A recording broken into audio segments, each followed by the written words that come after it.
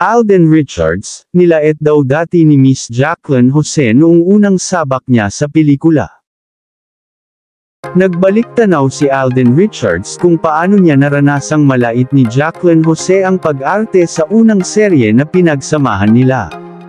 Nakatikim din pala si Alden Richards ng panlalait pagdating sa kanyang acting mula sa pumanaw na premyadong aktres na si Jacqueline Jose. Ito ang inilahad ni Alden nang magsalita siya sa lamay ni Jacqueline. Sa pagsisimula ng kanyang pagsasalita ay halata agad na emosyonal si Alden, at halos mabasag ang kanyang boses. Aniya, the reasons why I didn't prepare any speech goes to show kung gaano po ako hindi ka-ready sa pag-alis ni Tita Jane. Ikinwento rin niya ang mga naging karanasan sa pakikipagtrabaho sa yumaong premyadong aktres. The first time I worked with Tita Jane was during Mundo Mo'y Akin. That's the first time. Ang Mundo Mo'y Akin ay isang teleserye na umere sa GMA7 noong 2013, at kinatampukan din ito ng iba pang kapuso stars. Pagpapatuloy ni Alden, ang role ko po dun is, since apo po niya si Luis de los Reyes, ako po yung humahabol-habol sa karakter ni Luis. Dito ay binanggit ni Alden kung ano ang naging impresyon ni Jacqueline sa kanyang pagganap. So, nakatikim po ako ng mga lait in terms of scenes kay Tita Jane. Sabi umano nito sa kanya, wala. Na ang ibig sabihin ay hindi pasado sa biteran ng actress ang kanyang naging execution.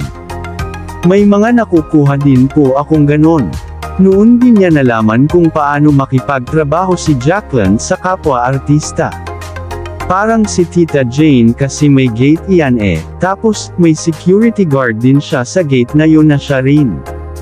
Tapos, ano ka muna? Kumbaga sa trabaho, screening muna bago kanya papasukin sa buhay niya. Kalaunan, naging malapit si Alden kay Jacqueline na nakatrabaho niya sa kapuso primetime series na Ilustrado at The World Between Us. Ilang beses pang pinost ni Jacqueline si Alden sa kanyang IG feed at tinawag pa niya itong bunso niya. Samantala, sa panayam naman kay Alden ng ABS-CBN News ngayon ding March 9, sinabi niyang sa pagpanaw ni Jacqueline ay para na rin siyang nawala ng tunay na ina. Pag-amin ni Alden, I lost someone special. I know I really lost something special. Mahirap. It's very difficult para kung nanay yan That's why na yun po ang inilagay ko sa post ko na my heart aches like a son who lost his mom because that's how I feel.